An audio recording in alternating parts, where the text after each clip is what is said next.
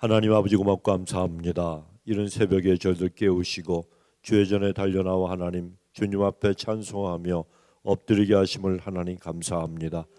오늘도 주님의 보좌 앞에 나와 하나님 앞에 우리의 모든 걸 아뢰고 또 주님의 십자가를 깊이 묵상하며 주님이 우리에게 베풀어 주신 그 사랑과 우리를 위해서 짊어지신 그 고난의 짐을 저희들이 다시 한번 생각하고 또 하나님 앞에 감사하게 하시니 하나님 고맙습니다. 십자가를 묵상할 때마다 주님이 걸어가신 그 길을 저희들이 생각할 때마다 하나님 이 세상의 악한 죄악들과 그리고 또 하나님 우리의 모든 허물과 연약함을 보게 도와주시고 그럴수록 우리를 위해서 십자가를 지고 고난의 길을 걸어가신 주님의 은혜를 더 깊이 생각하게 하시고 우리를 향하신 주님의 마음을 더 크게 또 깊게 알아가게 하여 주옵소서. 감사드리옵고 예수님의 이름으로 기도드리옵나이다. 아멘. 하나님 말씀은 마가복음 14장의 말씀 43절로 52절까지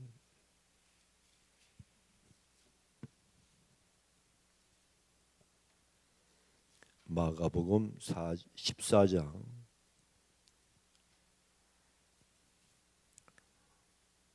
Mark chapter 14, 43 to 52.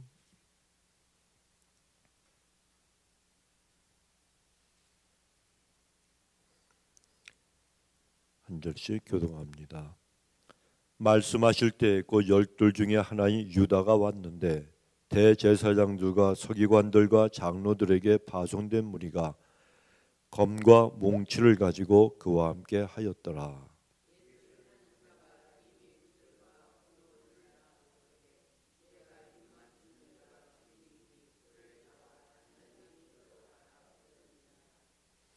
이에 와서 곧 예수께 나와 랍비어하고 입을 맞추니 곁에 섰는 자 중에 한 사람이 검을 빼어 대제사장의 종을 쳐 그 귀를 떨어뜨리니라.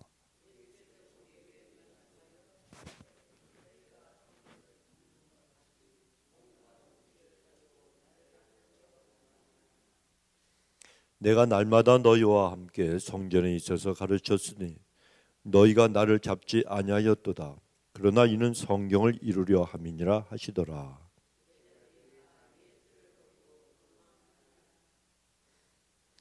한 청년이 벗은 몸에 홑 이불을 두르고 예수를 따라오다가 무리에게 잡히매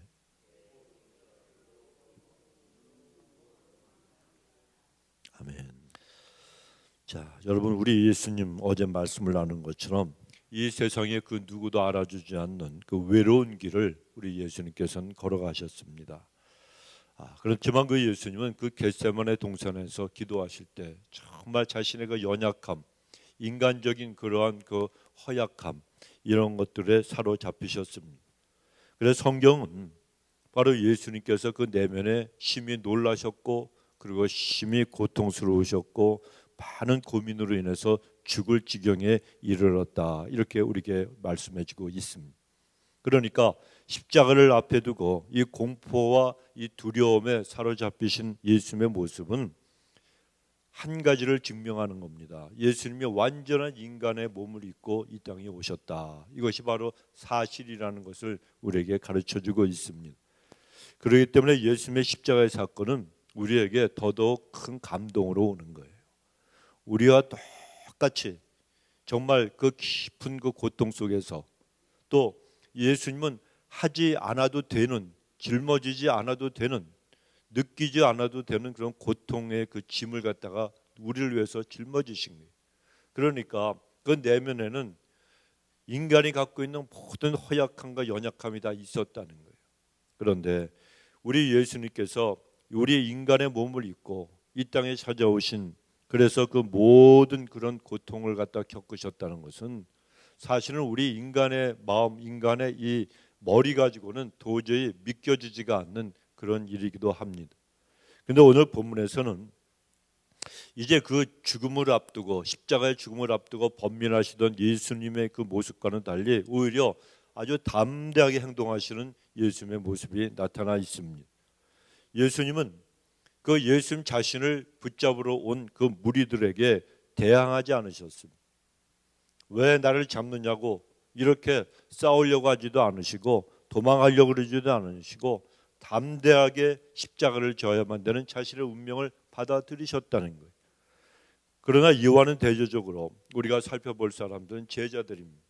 이 제자들은 공포와 두려움 때문에 예수님을 다 버리고 도망을 쳤습니다. 본문의 43절에 보면 배신자 가룟 유다가 나옵니다. 그가 사내들인 공회원들에게서 파송된 무리들과 함께 예수님을 잡기 위해서 겟세마네 동산에 나타났어요.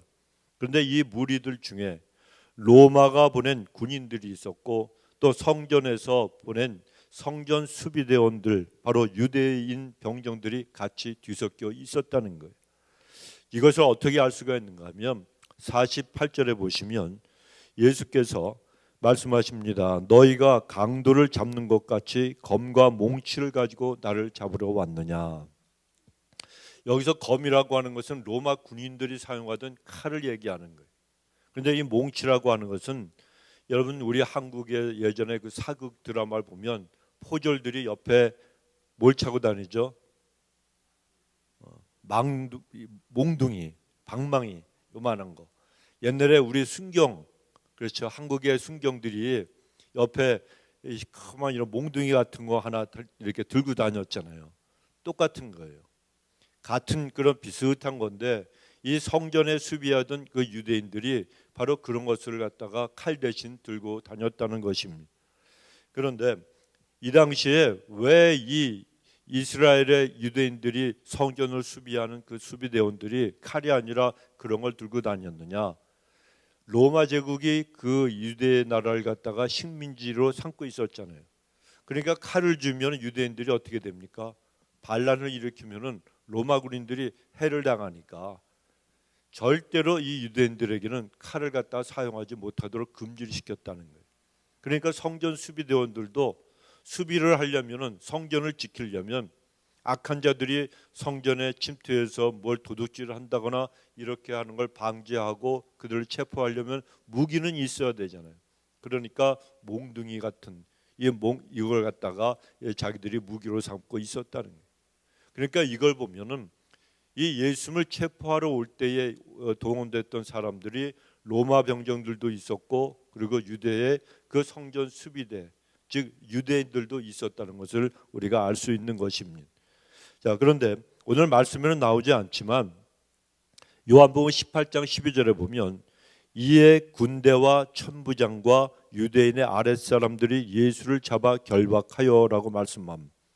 자, 여기에 군대는 로마 군대예요. 그리고 유대인의 아랫사람들이 이 사람들이 누굽니까? 수비대원들이에요. 성전. 그런데 천부장이 나와요. 여러분 이 천부장은 오늘날 한 부대의 연대장 정도 되는 거예요. 그러니까 백부장은 휘하에 있는 군인들이 100명, 천부장은 1000명이에요. 그러니까 이 천부장이 동원됐다 그러면 적어도 로마 군대가 그냥 뭐 헌병대 일개 소대를 보낸 게 아니라는 거예요. 일개 연대 병력. 그러니까 뭐 1000명 내지는 아니면 그보다 조금 못하면은 수백 명의 군대를 보냈다는 걸 알 수가 있다는 거예요. 우리가 영화 같은 데를 보면은 뭐 로마 병정 몇 명, 그리고 유대인 그 수비대원들 몇 명, 그들이 그냥 예수님 잡으려고 온 거 이렇게 나타나지만 그게 아니라 엄청난 수백 명의 적어도 최소한 수백 명의 로마 병정들이 동원이 됐다는 걸 우리가 알 수가 있는 거예요.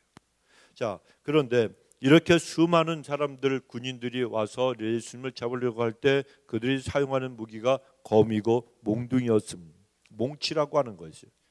근데 오늘 본문에는 이런 로마 군대와 성전 수비대의 규모를 갖다 이야기하지 않고 다만 파송된 무리다라고만 얘기하는데 마태복음 26장 47절에 보면 파송된 큰 무리라 그랬어요. 큰 무리. 그러니까 엄청난 병력이 동원이 됐다는 겁니다. 그러니까 예수님을 그분 한 분을 체포하기 위해서 수많은 이런 군대와 성전 수비대원들이 동원이 됐는데 준비를 단단히 하고 왔다는 얘기입니다. 그러면 이렇게 큰 무리들을 준비시킨 핵심 인물이 누구냐? 바로 가룟 유다라는 거예요. 가룟 유다가 예수님께 대한 정보를 다 알려주고 사내들인 공의원들에게 혹시라도 예수님이 원래 능력이 많으시니까 기적을 일으키신 걸 바로 이 가룟 유다가 3년 동안 예수님을 따라다니면서 눈으로 보았잖아요.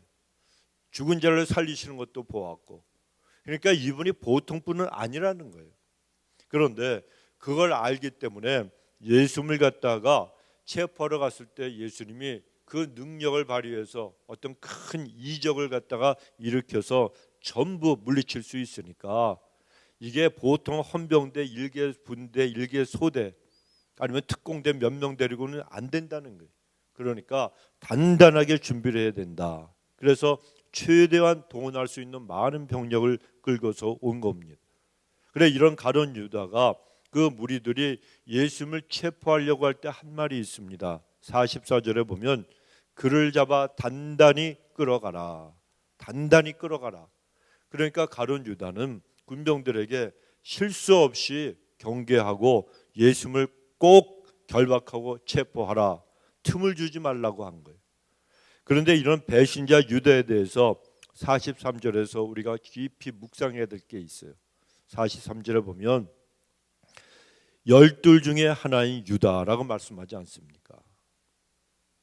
배신자 유다라고 그래야 돼요. 그리고 다른 수식어를 갖다가 좀 붙여야 되는데 그런 거 다 쓰지 않고 단 12 중에 하나다. 여러분 유다가 예수님의 제자라고 하는 거예요. 그러니까 성경이 예수님의 십자가 사건이 누구에 의한 것이다? 제자의 배신 행위로 인해서 예수님이 십자가에 붙들리고 그리고 매달려서 돌아가시게 되었다는 것. 이걸 갖다가 기록하고 있는 것입니다. 그런가 하면은 배신자 가룟 유다가 12 사도 중에 한 명이고 예수님의 제자였듯이 이 마가 복음을 읽는 사람들 중에서도 그런 배신자가 나올 수가 있으니까 경계하라는 거예요.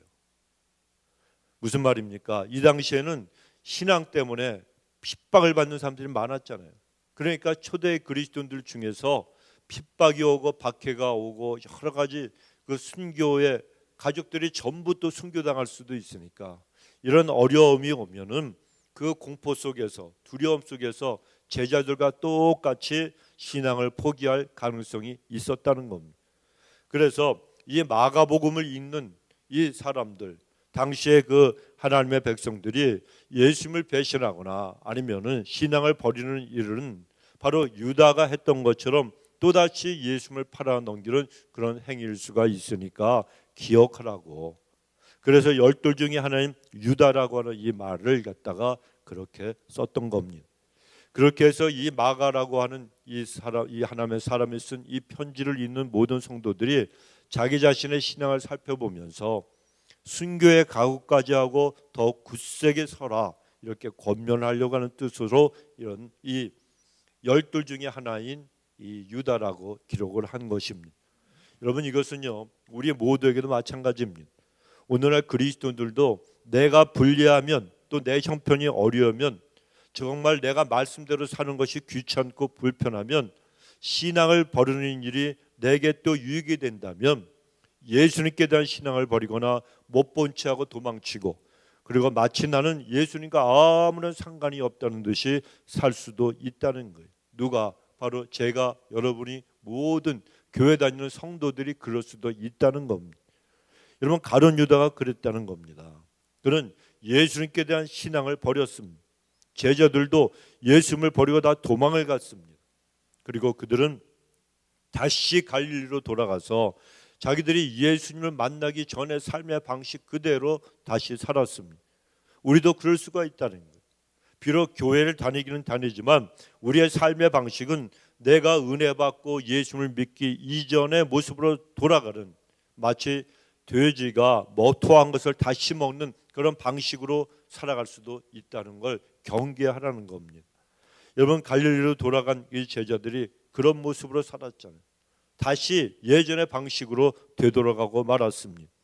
그때까지도 그들은 예수님이 잡히신 지 얼마 안 됐으니까 그들의 마음속에, 생각 속에, 의식 속에는 자기들이 예수님과 함께했던 그 아름다운 그런 기억들이 다 남아 있었습니다. 그 가르침이 아직도 생생하게 마음에 꽂혀 있었습니다. 하지만 그들이 지금 살고 있는 삶의 모습은 자기들이 예수님을 버렸으니까 다시 옛날로 돌아가고 말았다는 겁니다. 우리도 여러분 영적으로 깨어있지 않으면 가룟 유다가 될 수가 있습니다. 뿐만 아니라 도망간 제자들이 바로 제가 될 수도 있고 모든 사람들이 그렇게 될 수가 있다는 거예요. 사람이 한 번 시험에 들고 넘어지는 거는요 한순간이에요. 한순간에 아무리 목사요 아무리 장로요 신앙이 좋아도요 한순간에 그냥 깨어있지 않으면 금방 마귀가 달려들어서 잡히는 거예요. 그러면은 직분은 소용없어요. 여러분 신앙의 경륜도 소용없어요. 목사님들이 왜 꽝꽝 넘어집니까? 안 깨어있지 않으니까. 그냥 24시간 십자가만 붙들고 살아야 되는 거예요. 잠을 잘 때도 혼자 있을 때도 성경을 읽을 때나 아니면은 가족들과 함께 좀 쉴 때도 늘 예수님을 생각하고 묵상하며 살아야 되는 거예요. 저는 참 감사한 게 항상 생각이 설교에 가 있어요. 24시간 1년 365일 365일이 아니야. 저는 한 400일 머리에 항상 그러니까 무엇을 보든지 설교거리가 다 되는. 어떤 걸 보든지 어제도 제가요 밥을 먹고 며칠 전에 밥을 먹고요 우리 집사람 좀 도와주려고 식탁에 있던 그 반찬을 담았던 그릇들을 갖다가 한꺼번에 이만큼 들고서 냉장고에 넣으려고 그러다가 하나가 미끄러졌잖아요. 꽝 소리가 나는데 유리가 아주 산산조각이 났어요. 그래가지고 있는데 콩장 담은 거 다른 것도 아니고 콩장이 끈적끈적하잖아요. 이걸 어떡하지 하다가 이제 우리 집사람이 왜 그러냐 그래서 근데 큰일 났어. 그래서 이슬직고를 했죠. 그랬더니 야단을 안 치더라고요. 당신은 요새 너무 잠 못 자 피곤해서 그렇대. 야 살다 보니까 별의별 말을 다 들어. 그래가지고 그걸 치웠어요 같이. 그리고 아주 구석구석 다 치웠어요. 백큐하고 걸레질하고 그리고 빗자루질까지 하고 그랬어요. 근데 속으로 그렇지 다치지 않고 또 김치병 깨지지 않는 게 얼마나 감사합니까? 김치는 더 그러잖아요. 그러니까 감사했어요. 그런데 한 이틀 3일 지났나? 어저께 갑자기 이렇게 하는데 그냥 기분이 좀 이상해. 근데 우리 강아지가 밖에 있다가 들어와서 발을 닦아주려고 그 옆에 앉았는데 뭐가 반짝반짝거려. 그래 보니까 우리가 다니는 그 길인데 그 통로인데 거기에 깨졌던 그 유리가 딱 있는 거예요. 야, 근데 이틀 3일 동안에 그 길을 그 통로 식탁 옆에 길을 얼마나 자주 왔다 갔다 했겠습니까? 우리 식구들이. 우리 집에서 쓰레빠 씻는 사람은 딱 한 분밖에 없어요. 집에서 실내화 신는 사람은. 저나 우리 아들은 안 신어요. 그런데 옆에 그게 있는 거예요. 만약에 그걸 확 밟았으면 어떻게 됐을 뻔. 야, 그걸 보니까 갑자기 하나님의 은혜가 너무 감사하더라고요. 이게 여러분 별거 아닌 것 같아도 그냥 재수가 좋았네. 이게 아니라는 거예요. 하나님은 우리의 머리카락 하나까지라도 세신 바 되신 하나님. 내 발걸음이 어디에 디딜 것까지라도 아시는 하나님. 그러니까 이런 모든 걸 늘 생각을 하고 살아가면 다른 잡생각이 들어올 틈이 없다는 거예요. 그러니까 저는 설교를 갖다가 늦어도 오늘까지는 이 번역을 하기 위해서 다 완성을 해야 되는 거예요. 그러니까 영어 설교 때문에 그렇잖아요. 그러니까 항상 머리가 돌아가요. 오늘도 이제 끝나고 가면 오늘 잠도 못 자고 하루 종일 씨름을 해야 돼. 아직까지 마감을 못했어요. 주일 설교를, 부활절 설교를. 그런데 이런 생각을 하면 이것도 참 감사한 거예요. 우리가 늘 십자가를 생각하고 주님을 생각하면은 마음을 지킬 수가 있어요. 생명의 근원이 어디서 나요? 마음에서부터 난다는 거예요. 마음에서부터, 생각에서부터 나는 거예요. 그러니까 여러분, 우리는 정말 이 가룟 유다처럼 되지 않으려면 항상 내 삶을 주님 앞에 드리고, 그리고 늘 주님의 십자가를 묵상하고 살아가면 깨어 있으면 된다는 겁니다. 이 방법밖에 없어요. 그런데 오늘 여러분, 제자들, 예수님을 버리고 도망간 이 제자들, 예전 모습으로 돌아갔던 이 제자들의 모습과, 그리고 비록 겟세마네 동산에서 잠시 공포와 두려움에 빠져 있었던 예수님이시지만 이제는 담대함에게 그 모든 걸 물리치고 승리하신 우리 예수님의 모습을 한번 비교해 보십시오, 여러분. 예수님은 그 겟세마네 동산에서 두려움과 불안과 공포 가운데 있으셨어요. 그러나 땀이 핏방울처럼 변할 정도로 기도하셨잖아요. 그 다음부터 예수님은 담대하게 그 십자가와 그 죽음을 받아들이셨다는 거예요. 그리고 수백 명이 넘는 그 많은 그 로마 병정들과, 그리고 또 그 많은 그 수비대원들이, 그 큰 병력이 자신을 잡으러 왔을 때도 천군 천사 부르지 않으셨다는 거예요. 그리고 예수님은 순순히 그들에게 잡혀 끌려가셨어요. 그러니까 불안과 두려움과 공포의 마음이 기도하셨을 때 평안과 담대함으로 바뀌었기 때문에 예수님이 그렇게 하나님의 뜻에 순종할 수가 있었다는 것입니다. 그런데 제자들의 모습은 어떠했습니까? 제자들은 겟세마네 동산에서 아무 염려 없이 잠에 깊이 빠져 있었습니다. 물론 그들은 낮 동안의 사역으로 인해서 굉장히 피곤해 있었을 겁니다.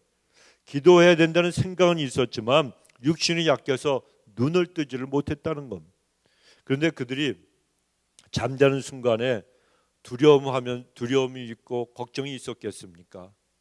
피곤해 절어서 그냥 콜콜 이제 잠에 빠진 사람들이 무슨 염려와 무슨 걱정을 하겠습니까? 그냥 편안하게 잠을 잤을 겁니다. 잠을 너무 잘 잔 거예요. 그런데 위기가 닥쳐오니까 그들은 예수님을 버리고 다 도망을 쳤더라는 이 얘기입니다. 예수님이 아무런 저항도 하지 않으시고 무기력하게 잡히시니까 그들은 뒤도 돌아보지 않고 걸음아 날 살려라 하면서 도망치고 말았습니다. 겟세마네 동산에서 기도하셔서 승리하신 예수님의 모습과, 그리고 정말 이 도망가버린 이런 제자들의 모습이 대비가 되고, 또 이 큰 무리가 예수님을 체포하러 왔을 때 담대하시고 당당하셨던 예수님의 모습, 그리고 정말 겁에 질려 있던 이 제자들의 모습 역시 대비가 되는 거예요. 근데 여러분, 우리가 알아야 될 것은 우리는 이 두 자리 중에 언제나 한 자리에 서 있는 그런 사람들이 될 수밖에 없다는 거예요. 인생이 그렇다는 겁니다. 그렇다면 우리가 겟세마네 동산에서 예수님 자리에 서 있어야 되겠습니까? 아니면은 제자들의 그러한 자리에 서 있어야 되겠습니까? 주님이 우리에게 주신 십자가가 무겁고, 그리고 또 정말 충성도 헌신도 하기가 귀찮으면 우리가 그냥 제자들처럼 육신을 갖다 핑계대면서 그냥 잠만 자면 되는 거예요. 예수님께서 말씀하신 시험에 들지 않게 깨어 기도하라, 이 말씀을 귀담아 듣지 않아도 됩니다. 그러나 그 마지막은 수치와 민망함과 부끄러움밖에는 없을 거라는 거예요. 여러분, 우리 하나님은 우리를 그러한 부끄러움과 수치를 당하라고 이 땅에 보내주시고 믿음을 주신 게 아니라는 겁니다. 그런 것 때문에 우리를 갖다가 그렇게 인생을 살고 마지막 심판대 앞에서 하나님을 대면할 때 그런 수치를 당하고 민망함을 당하라고 하나님이 우리에게 구원의 은혜를 베풀어 주신 게 아니라는 거예요. 그러니까 하나님은 우리에게 핑계대지 말라는 겁니다. 주님이 말씀하시면 무조건 순종하라는 겁니다. 여러분, 하나님 앞에서 우리가 그 반대로 주님의 자리에 서기로 결심을 했다면 우리의 마음은 예수님처럼 놀람과 고민과 슬픔으로 가득 찰 때가 분명히 있을 겁니다. 우리가 하나님 나라를 생각하고 교회를 생각하고 주신 사명 생각하고 죽어가는 영혼들을 생각하면 편히 잠을 잘 수도 없을 때도 있다는 거예요. 그러나 깨어서 있어야 될 그 시간에 깨어 있고, 내가 지금 기도해야 될 시간에 기도할 때 우리는 하나님이 주시는 담대함과 큰 은혜를 체험할 수가 있습니다. 우리는 여러분 은혜 갖고 살아가는 사람들이에요. 하나님의 은혜로 우리가 사는 거예요. 은혜를 받고 은혜가 충만하면 십자가가 내 것이 되고, 그리고 내 자신의 십자가를 넉넉히 지고 주신 사명을 감당할 수 있는 거예요. 하나님의 은혜 가운데 여러분, 우리는 이 땅에서 주님을 위해서 죽으라고 보내진 사람들이에요. 죽으라고 보내진 사람들. 예수님이 그 본을 보여주셨다는 겁니다. 그래 여러분, 우리는 그 시간, 기도해야 될 시간, 주님을 갖다가 붙들어야 될 시간, 그 시간에 깨어 있으면 더욱더 담대함과 그리고 은혜를 받을 수가 있습니다. 그리고 주님이 주신 십자가를 용기 있게 우리는 감당할 수도 있게 됩니다. 여러분, 우리는 우리 자신을 신뢰하면 안 돼요. 내가 결심했다, 내가 의지로 내가 한번 해보겠다, 우리 자신을 갖다가 신뢰하면 절대로 안 됩니다. 제자들은 여러분 예수님을 위해서 맹세까지 했잖아요. 내가 예수님을 위해서 목숨까지 걸겠다 맹세했습니다. 31절에 보면 이렇게 말씀합니다. 베드로가 힘있게 말하되 내가 주와 함께 죽을지언정 주를 부인하지 않겠나이다 하고 모든 제자도 이와 같이 말하니라. 그런데 불과 몇 시간이 지나지 않아서 그들은 전부 다 예수님을 부인하고 도망가 버리고 말았다는 거예요. 그러므로 우리는 우리 자신의 의지를 신뢰하지 말고 오직 하나님만 신뢰해야 되는 거예요. 하나님만 의지하면 하나님이 나를 갖다가 버리지 않으시고 예수님을 부인하도록 만들지도 않으신다는 거예요. 그래 기도를 통해서 하나님을 신뢰하고 의지하는 사람만이 수많은 시험거리들, 그 다음에 시련이 다가오는 이 마지막 위기의 이 시대에 참된 예수님의 제자로 살아갈 수가 있게 됩니다. 제자들이 이것을 나중에 깨달았잖아요. 너무 뒤늦게 깨달았어요. 그래서 그들이 이 겟세마네 동산에서의 아주 처절한 이런 실패를 체험하고 나서 회개하고, 그 다음에 예수님이 부활 승천하실 때 말씀하신 것처럼 마가의 다락방에 모여서 그들이 기도하다가 성령의 충만함을 갖다가 받았잖아요. 새 영을 하나님께서 부어주신 거예요. 하나님께서 성령 충만하게 성령 강림의 역사를 그들에게 체험토록 축복해 주셨습니다. 그리고 그때부터 그들이 나가서 담대하게 복음을 증거할 때에 그들은 늘 겟세마네 동산에서의 실패를 갖다 기억하면서 기도에 힘쓰는 사도들이 되었다는 거예요. 여러분, 오늘 그런 제자들의 모습을 보면서 우리도 육신은 연약하지만 그러나 우리가 깨어서 기도하게 되면 십자가도 우리는 넉넉히 감당할 수 있다는 사실을 알고 언제나 예수님께서 서 계셨던 그 자리에 우리가 서야 되는, 그 자리를 담대하게 선택할 수 있는 그런 하나님의 백성들이 되어야 될 줄로 믿습니다. 오늘 주님은 우리가 예수님의 자리에 설 것인가 아니면 제자들의 자리에 설 것인가 대해서 결단하라고 우리에게 말씀하시는 거예요. 그래서 깨어서 기도하고 교회를 위해서 기도하고 하나님 나라를 위해서 기도하고 죽어가는 영혼을 위해서 주님이 우리에게 주신 십자가의 그 사명을 위해서 기도하지 않는다면, 그래서 영적으로 깨어있지 못하다면 우리도 누구라도 다 가롯 유다가 한순간에 될 수가 있고 예수님을 버리고 도망간 제자들이 될 수도 있습니다. 깨어서 기도하면서 하나님 나라를 품고 교회를 품고 영혼을 품고 십자가를 품는 성도들만이 담대한 승리를 꿈꿀 수가 있다는 겁니다. 그러므로 우리 모든 성도님들에게 그런 은혜와 축복과 승리가 함께 하시길 주의 이름으로 축원합니다. 우리 기도하십시다. 살아계신 아버지 하나님 감사합니다. 오늘도 하나님 십자가를 묵상하며 예수님이 서 계신 그 길, 아버지 그 자리, 그리고 제자들이 비겁하게 예수님을 부인하고 도망쳤던 그 자리, 우리는 날마다 그 자리를 선택하며 살아가야 됩니다. 하나님, 눈앞에 고난과 어려움이 있어도 주를 위해서 모든 것을 포기해야 되는, 생명까지라도 포기해야 되는 그 순간이 올지라도 주께서 십자가를 지고 그 위해서 목숨을 희생하신 것처럼 우리도 주님을 위해서 하나님 나라를 위해서 모든 것을 포기하고 순교의 각오까지 하며 주님을 따라가는 참된 제자로 살아갈 수 있도록 도와주옵소서. 감사드리옵고 예수님의 이름으로 기도드리옵나이다. 아멘.